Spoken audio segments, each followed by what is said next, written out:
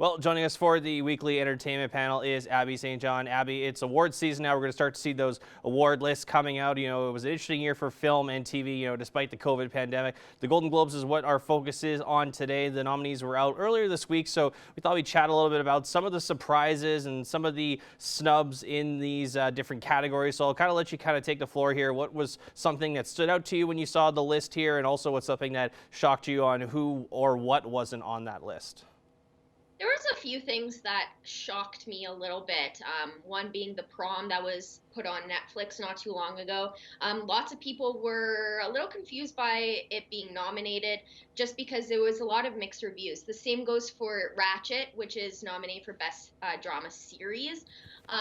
Also received very mixed reviews, so people are up in the air why it was nominated. But stuff that I've noticed personally, I'm excited for The Trial of Chicago 7 was nominated for Best Picture, and Sacha Baron Cohen was nominated for Best Supporting Actor for that film. It was just an incredible movie that I think deserved the nomination. However, what I think got snubbed a little bit was Regina King's One Night in Miami, which got her a nom for Best Director. And it would have been nice to see that in the Best Film. And also Ma Rainey's Black Bottom, directed by George C. Wolfe, which also got Best Actress for Viola Davis and Best Actor for Chadwick Boseman. So it's interesting to see why it wasn't nominated for Best Picture for that.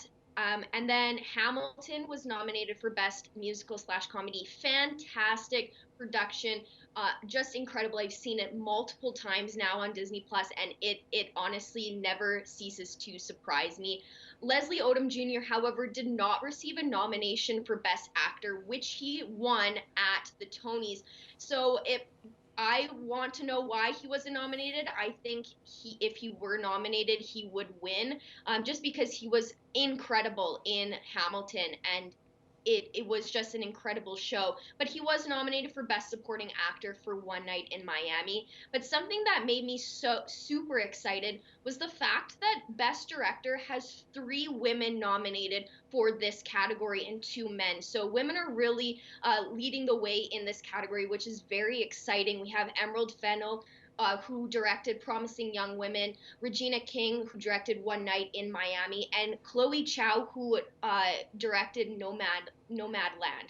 So at least one of those women hopefully will win. My hope is that Regina King wins, but if one of the 3 women win this category, it will just be incredible, to say the least. And that's been a bit of a topic over the last little bit of how no women directors were really nominated, the previous years, but it's great to see them being nominated. Just also on that touch there, I was surprised, with the prom. I kind of agree with you, mostly, and also with James Corden being the only one in that cast getting a nomination. Of course, Anna Taylor-Joy in The Queen's Gambit also getting a nomination, which is, a very highly talked about show on Netflix. Now, one thing, it wouldn't be a fair talk about award shows about TV without talking about Schitt's Creek there, Abby. It's, of course, we all know it's a very well-respected show, especially because it's made here in the great country here, Canada, and now it's being nominated for a lot of those major categories. And the question is, could we see another sweep of these categories at the Globes like we did see at the Emmys, or could someone possibly take a Golden Globe away from this show?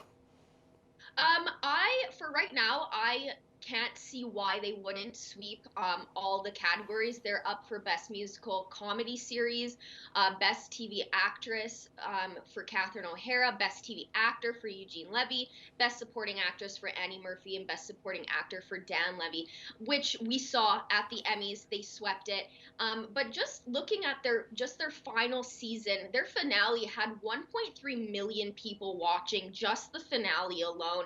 And on Rotten Tomatoes, it has a critic rating of 100%, and it's certified fresh on Rotten Tomatoes. And it also had a 93% audience rating. So it's no question that this show is incredibly popular across Canada and even the US. So I will not be surprised if it sweeps all those categories. But if someone were to come out and win against them, I would be kind of shocked, but at the same time, I wouldn't be too upset. because they've proven that this show is incredible and willing or worth giving awards to. So we all know that Schitt's Creek has been amazing for the past 6 years. So I think I won't be surprised if it does sweep all those categories. And also the Screen Actors Guild Award list came out as well, and they're definitely featured in that, and wouldn't be surprised also for them to take home a few SAG Awards as well. The Golden Globes is on February 28th. Abby St. John, thank you so much for joining us. Thank you.